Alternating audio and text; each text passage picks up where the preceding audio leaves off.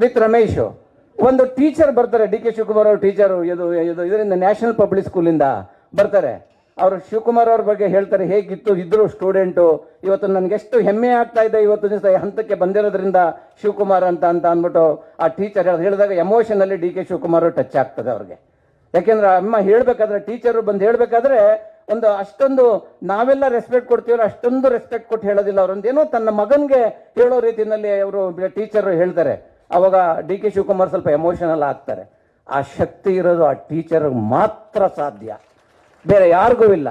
ಆದರೆ ಇತ್ತೀಚಿನ ದಿನಗಳಲ್ಲಿ ಆ ಒಂದು ಪದ್ಧತಿ ತುಂಬಾ ಬದಲಾವಣೆ ಆಗೋಗ್ಬಿಟ್ಟಿದೆ. ಇವತ್ತಿನ ಕಮರ್ಷಿಯಲ್ ಆಗಿದೆ, ರಾಜಕೀಯ ಆಗಿದೆ, ಸ್ವಲ್ಪ ಪ್ರಮಾಣಕ್ಕೆ ಎಲ್ಲೋ ಒಂದು ಕಡೆ ಅದೊಂದು ಸ್ವಲ್ಪ ಎಲ್ಲೋ ಇದಾಗೋಗ್ಬಿಟ್ಟಿದೆ.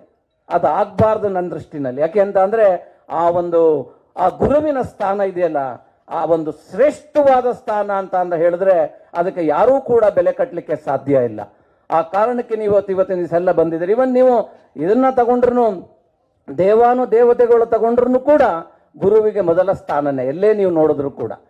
ಶುಕ್ರ, ನೀವೆಲ್ಲ ನವಗ್ರಹಗಳನ್ನ ಕೇಳಿದಿರಿ, ಎಷ್ಟೋ ಜನಕ್ಕೆ ಗೊತ್ತಿರಬೇಕು. ಶುಕ್ರನ ಮಗಳ ಮದುವೆ ಆಗ್ಬೇಕಾಗ್ತದೆ, ಶುಕ್ರ ಗ್ರಹನ ಶುಕ್ರನ ಮಗಳ ಮದುವೆ ಆಗಿರ್ಬೇಕಾಗ್ತದೆ.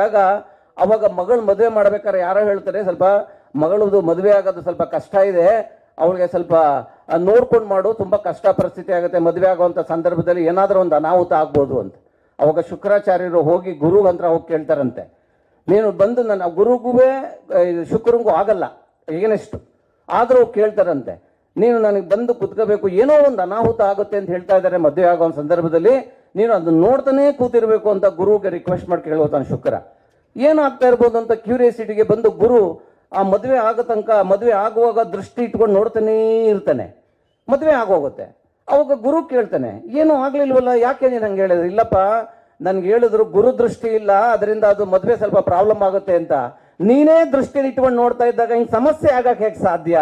ಅದರಿಂದ ನನ್ನ ದೃಷ್ಟಿ ಬಹಳ ಮುಖ್ಯ, ಇಂಪಾರ್ಟೆಂಟು ಅಂತ ಅಂದ್ಬಿಟ್ಟು ಶುಕ್ರಾಚಾರ್ಯರು ಗುರುಗೆ ಹೇಳ್ತಾರೆ. ಅಂದ್ರೆ ಗುರುಗೆ ಎಂಥ ಸ್ಥಾನನ ಮೊದಲಿಂದನೂ ನಾವು ಕೊಟ್ಕೊಂಡು ಬಂದಿದ್ದೀವಿ ಅಂದ್ರೆ ಎಲ್ಲೋ ಒಂದು ಕಡೆ ನೀವು ಮರಿಬೇಕು, ನಿಮ್ಮ ಮಾನವೀಯತೆನ ಮೆರಿಬೇಕು ನೀವು.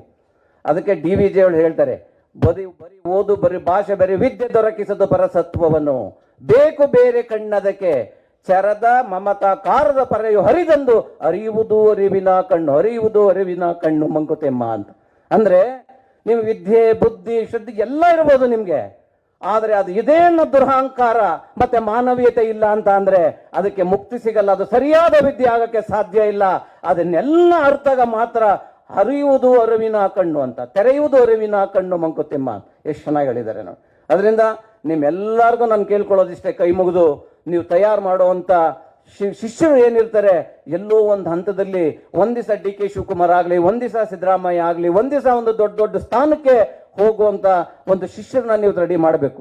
ಇವತ್ತೇನಾದ್ರೂ ನಿಂತಿದೆ ಇವತ್ತು ನಮ್ಮ ಸಮಾಜ ಅಂತ ಅಂದ್ರೆ ರೂರಲ್ ಇಂದ ಬಂದಂತ ವಿದ್ಯಾರ್ಥಿಗಳ ಮೇಲೆ ಹೊರತು ಸಿಟಿಯಿಂದ ಬಂದಿರುವಂತ ವಿದ್ಯಾರ್ಥಿಗಳ ಮೇಲೆ ಬಹಳ ಕಮ್ಮಿ. ಇವತ್ತು ನಮ್ಮ ದೇಶದಲ್ಲಿ ಬಹಳ ಒಂದು ದೊಡ್ಡ ಒಂದು ಕ್ರಾಂತಿಗೆ ಇದು ಮಾಡಿರೋರು ಕೂಡ ರೂರಲ್ ಪ್ರಮಾಣದಿಂದ ಬಂದಂತ ವಿದ್ಯಾರ್ಥಿಗಳೇ. ಆ ಕಾರಣಕ್ಕೆ ಈ ಸಂದರ್ಭದಲ್ಲಿ ನಿಮ್ಮೆಲ್ಲರಿಗೂ ವಂದಿಸಿ ನಿಮ್ಗೆ ಒಳ್ಳೇದಾಗ್ಲಿ ಅಂತ ಕೇಳ್ಕೊಂಡು ನಿಮಗೆ ಸನ್ಮಾನನ ಡಿ ಕೆ ಶಿವಕುಮಾರ್ ಅವರು ಮಾಡಿ ನಿಮ್ಮನ್ನೆಲ್ಲ ಖುಷಿ ಪಡಿಸಿ ಕಳಿಸ್ಲಿ ಅಂತ ನಾನು ತಿಳ್ಕೊಂಡು ನೆಕ್ಸ್ಟ್ ಇಯರ್ ಕೂಡ ಇನ್ನ ಚೆನ್ನಾಗಿ ಮಾಡೋಣ ಅಂತ ಹೇಳ್ತಾ ನನ್ನ ಮಾತು ಮುಗಿಸ್ತೀನಿ. ಜೈ ಹಿಂದ್, ಜೈ ಕರ್ನಾಟಕ.